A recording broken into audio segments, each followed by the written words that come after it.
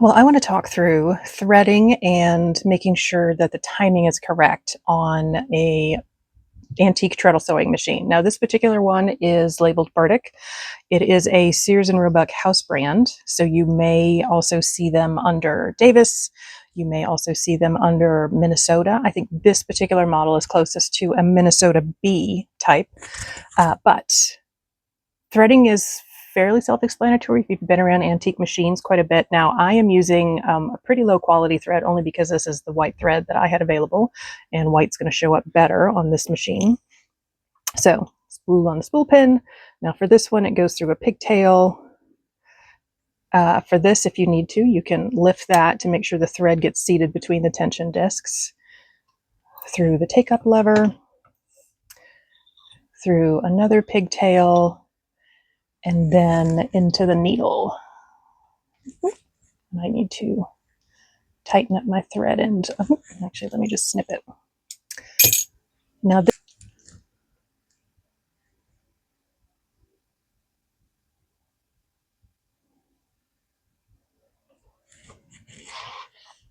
okay, so have the machine threaded, make sure everything's going through the thread path.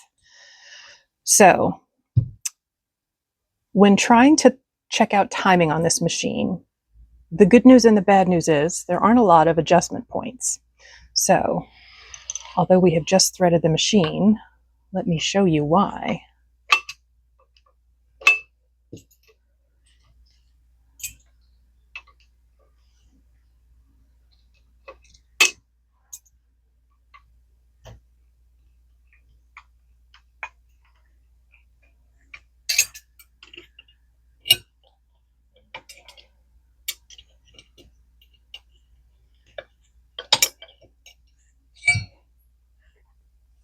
Okay, so on this style of machine, there aren't adjustment points in a lot of places. And the reason is the needle bar height is a fixed set because these two screws go all the way through this needle bar. So you can't move it up or down slightly.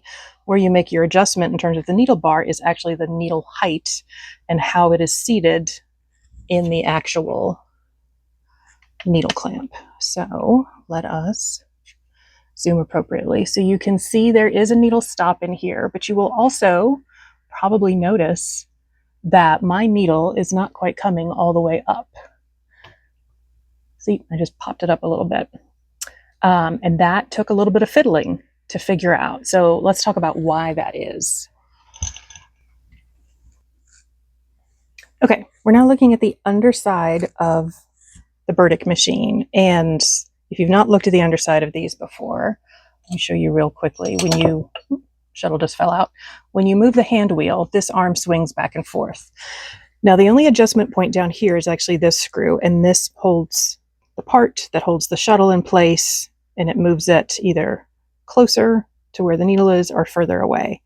Now, if you set it all the way over, it's going to scrape, and you'll hear it when you run the machine without the shuttle in. So you need to have it with some distance, and it's going to take a little bit of fiddling and trial and error to get it to where you can set it. But this is really the only adjustment point on the underside that would affect timing. All of these other joints are fixed. You know, they're screwed in. There's no, you know, wiggle room adjustments. There's no eccentric screws like you might see on a Singer machine. So now let's talk about the one adjustment you can make that can affect timing. So we're putting our bobbin in. We have the thread feeding from underneath. Slide it in. Hold your finger on that end. Now I'm left-handed, so this may look different for you.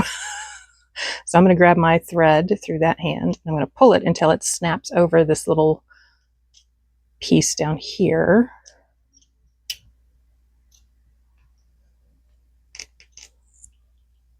And now you can see it is looped around that little part. So, and you pull the thread tail back under this tension spring. Now, this is an adjustment point. This screw will tighten up the spring, put more tension on it, or loosen it. Now, when I originally did this, I screwed it all the way down. That was, of course, way too tight. So I backed it up maybe one full rotation, and I'm going to give it a shot here. Now you load the bobbin in, put point in first, and then tuck that tail end down. Actually, my thread is caught weirdly. There. Okay. And let's talk briefly about timing. Let me get the machine lined up. So the deal with timing is you want the point of the shuttle to be passing just over the eye of the needle when the machine is on its upstroke. So downstroke, now it is coming back up. So at this point, you want to make sure that the point of the shuttle is over the eye of the needle.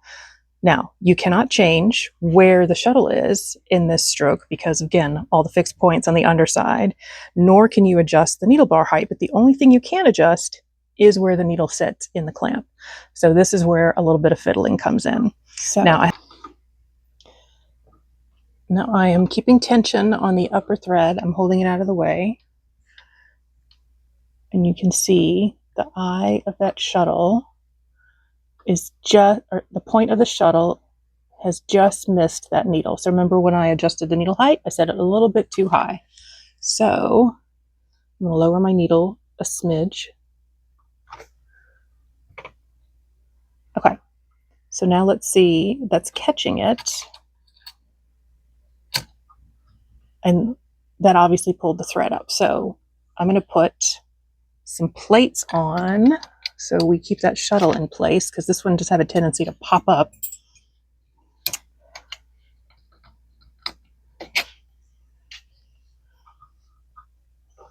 But I don't want to put the main bobbin plate on because then you're not going to be able to see what's going on with the timing. So let me again move bobbin thread out of the way. Here we come on the upstroke. The shuttle is catching that point. Perfect. Ta-da. So now let's put this plate on and show what that looks like. All right, so we have our main plate on. We have needle coming up. We have just successfully pulled up the bobbin thread. Now let me put the rest of the plates on so I can do a little bit of stitching. Now this is a treadle machine. I'm operating it by hand, so the motion you're going to see isn't going to be exactly smooth, but that is the best that we've got to work with right now because I don't have a hand crank handy.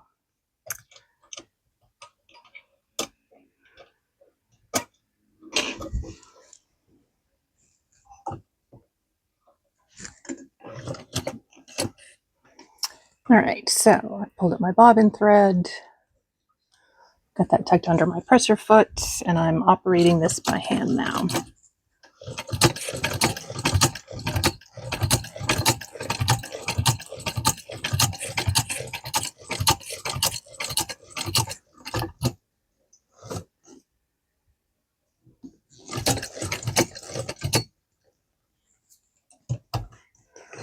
Now, you can tell from this that my thread path is dirty because my thread does not look white.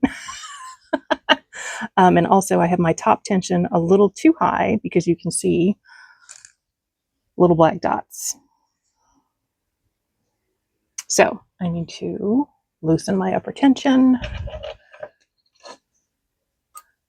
trim my threads. Now the good news is when you have an upper tension problem like this, you can just yoink that bad boy top thread right out.